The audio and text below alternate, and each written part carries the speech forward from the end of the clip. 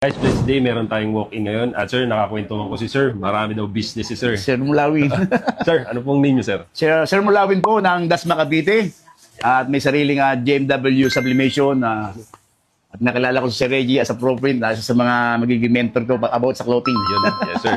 Mababa tayong pagsama natin. Sir, ano bang nagtulak sa inyo? Paano kayo pumasok dito sa clothing business? Actually kasi ang number one hinanap ko yung quality ng tela yung clothing natin Iba sa mga design, a million design na makikita natin sa computer. Yes, sir. Marami na nga although as that, pero yung quality, tsaka yung sinasabi natin na less work, pero yung business natin, mas talaga, mas mabilis. So, approve na approve kami sa'yo, sir. Yan ang hinangangod sa ProPrint Kaya eto ngayon talagang willing talagang Last thing, sir, ba may gusto kayong i-plug or shoutout? Shoutout na lang po sa mga tatangkilik po ng BMW by ProPrints. Ito na po, ilalabas po namin itong this February. Sana po umabot po ng February 14. Baka magbigay po ako ng special giveaways. Ayan, Thank you ayan po. pala, may regalo si sir. Oh.